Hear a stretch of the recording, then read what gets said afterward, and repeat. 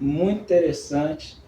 Eu gostaria de aproveitar para mandar aqui as nossas sinceras continências aos nossos camaradas da FAB. A nossa associação é composta de veteranos do Exército, hoje também da Marinha e hoje também da FAB. E nós sabemos que havia Pelopes também na FAB, na Marinha Pelopesa. Eu incorporei na Base Aérea de Belém em 1983. Né? E durante esse período, após o término do treinamento básico, eu fui designado para o esquadrão de material, onde eu fazia planta de casa, essas coisas. Mas eu queria era a cara suja, eu queria o fuzil e a mochila nas costas. Né? E tinha uma equipe que chamava Unidade Celular de Intendência, UCI. Montava barraca, fazia limpeza, cortava árvore, outros. Então, e eles usavam um uniforme diferente, era um uniforme verde-oliva. O mesmo uniforme que os americanos usavam na Guerra do Vietnã. Né? E eu queria aquele uniforme. Né? Aí quando eu entrei na equipe lá, eles descobriram que eu era atleta de natação e me mandaram para o Rio de Janeiro para eu compor a equipe da Comissão de Desporto da Aeronáutica. Aí isso aí acabou com a minha carreira na FAB, porque não era o que eu queria a cara suja, queria mochila e fuzil, e lá eu só tinha que acordar, nadar até as 9 horas da manhã e acabava minhas atividades, não tinha mais nada para fazer. Aí eu resolvi dar baixa e prestar o concurso para a Escola de Sargento do Exército. Tá? Alcancei êxito e comecei novamente a carreira já no Exército, né, na Escola de Sargento das Armas. Muito interessante. Eu gostaria de aproveitar para mandar aqui as nossas sinceras continências aos nossos camaradas da FAB. A nossa associação é composta de veteranos do Exército, hoje também da Marinha e hoje também da FAB. E nós sabemos que havia Pelopes também na FAB, na Marinha Pelopesa. Mas vai ficar para um outro dia. O senhor esbarrou nos Pelopes, foi quanto? Aí, quando eu saí da escola de sargento, eu fui designado para o 2º Batalhão de Infantaria de Selva, em Belém, no Pará. E assim que chegou lá, eu já fui escalado para ser comandante de grupo do Pelopes. E concomitante com isso, fui voluntário para frequentar o curso de Guerra na Selva. Fui para o SIGS, concluí com um aproveitamento do curso de Guerra na Selva. Fui convidado. Qual ano foi isso? 1988, eu concluí o curso de Guerra na Selva. E fui convidado para ser instrutor lá. A princípio eu não queria, porque eu trabalhei por vários anos como compondo a equipe de instrução do SIGS e formamos centenas de guerreiros de selva durante esse período. É interessante saber, aquelas pessoas que nos ouvem, quando chegavam no nosso quartel sargentos, tenentes, que haviam passado por cursos de tropas especializadas, seja guerreiro de selva, seja caatinga, seja Pantanal, eles eram mandados a compor o nosso Pelopes. E o nosso Pelopes, ele desenvolvia muito armadilhas, aquelas armadilhas ali contra a guerrilha. E chegou ao nosso conhecimento que foi através dos índios que o SIGS desenvolveu seu manual e ensinou sobre aquela tipologia de armadilha contra a guerrilha. O SIGS foi criado em 1964, né, e já existia uma expertise sobre o manuseio de armadilhas na Guerra do Vietnã. E o Exército Brasileiro ele mandou uma equipe que fosse até o Panamá, ao Jungle Operation Training Center, e essa equipe concluiu o curso de Jungle Expert e trouxeram essa expertise para o Brasil. Então, pessoal, existe uma curiosidade, eu gostaria de trazer aqui então duas curiosidades. Pode ser duas? Pode ser duas? Pode. Sobre a história do facão e sobre a história do nosso uniforme do Pelopes, que também foi de comandos, né? Vamos começar pelo uniforme. Esse uniforme se encontra aqui atrás. Esse padrão de camuflagem ele foi desenvolvido em 1942 para que o exército americano utilizasse na Guerra do Pacífico.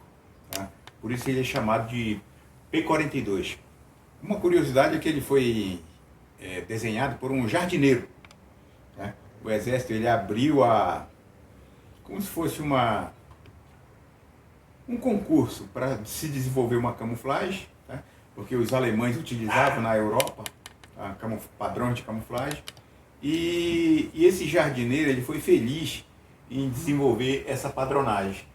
Tá? O exército americano adotou, e a princípio, quando eles começaram a utilizar o uniforme camuflado na Europa, houve caso de fratricídio, porque tropas americanas viram o camuflado, confundiram com tropas alemãs e acabaram trocando fogo e tiveram baixas por causa dessa confusão. Então o exército americano decidiu que não iria usar esse uniforme camuflado na Europa, e ele passou a ser usado somente no Teatro do Pacífico, pelos fuzileiros navais e pelo exército americano. O exército brasileiro, na década de 70, final da década de 70, adotou esse uniforme como padrão. E até 86, 87 era essa padronagem, que normalmente quem utilizava eram tropas especiais, paraquedistas, comandos, forças especiais e a tropa dos Pelopes. Tá? Até ser substituído pelo, hoje conhecido internacionalmente como Lagarto Brasileiro, que é o uniforme atual que é usado pelo Exército Brasileiro. Eu ouvi falar que entre 41, acho que foi 1941, houve uma reunião nas Águas de Natal entre o presidente e o presidente americano. E dessa reunião nasce a ideia da ESG, da FEB e dos Pelopes. Logo na década de 50, posso estar errado, me corrija, sai um GC para os Estados Unidos para fazer o curso de comandos. Depois disso, veio a ideia desse uniforme. Não, na realidade esse uniforme foi desenvolvido em 1942 pelo exército americano. O uniforme já existia. Tá? O primeiro curso de operações especiais no Brasil, acho que foi em 59, Exatamente. No final da década de 50. O primeiro curso, tá? Eu cheguei a conhecer o general Taumaturgo Salgueiro Vaz, que fazia parte dessa primeira turma. Eu acho que formaram em torno de 15 pioneiros. Tá? E a partir daí, desse curso de operações especiais, foi que começaram nossos comandos e forças especiais. Tá? Que até então somente eram considerados tropas especiais os precursores paraquedistas. Tá? E desse núcleo aeroterrestre nasceram os comandos e os forças especiais. Então, quando nós vamos ali na Brigada de Forças Especiais, ali tem essa história que o senhor acabou de contar agora, com esses precursores e a estátua deles ali. Porque no exército inteiro todo mundo chama de brotoeja. Ah, o camuflado brotoeja. Porque, tipo assim, as manchas dele, tipo assim, o pessoal associava com manchas no corpo, então era conhecido como uniforme brotoeja. E uma curiosidade é que ele é biface. De um lado ele tem a camuflagem para praia, deserto, mata seca, e de outro lado é uma camuflagem voltada para o lado da floresta. É o facão do guerreiro de selva. Tá? Isso aqui, tá? Foi um projeto do comandante do SIGS, do coronel Fragapane. Ele chegou nesse desenho, tá? Mas, tipo assim, com a passagem do comando, a ideia praticamente tinha morrido. Tá? No comando do coronel Souza Abreu, tá? Ele resolveu implementar o facão do guerreiro de selva. Então, o militar, ao concluir o curso de guerra na selva, lhe é outorgado o direito de possuir o facão do guerreiro de selva. Então, ele é entregue em uma cerimônia no SIGS e, eventualmente, pode existir em algum outro lugar do Brasil uma cerimônia para a entrega do facão. Tá? Mas, normalmente, a entrega é feita no SIGS. Tá? Então, o militar que conclui o curso, tá? Ele, ao término do curso, ele pode ostentar o facão do guerreiro de selva. Só que para isso, o facão ele tem que ser entregue em uma formatura onde existe um ritual que tem que ser obedecido, tá? Para que ele possa, a partir daí, começar a usar o facão do guerreiro de selva. Selva! Selva!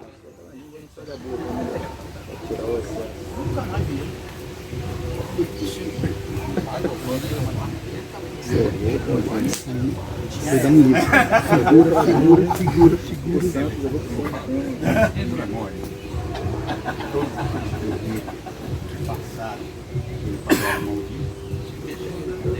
E que fizeram a história do que é o Selva! Selva!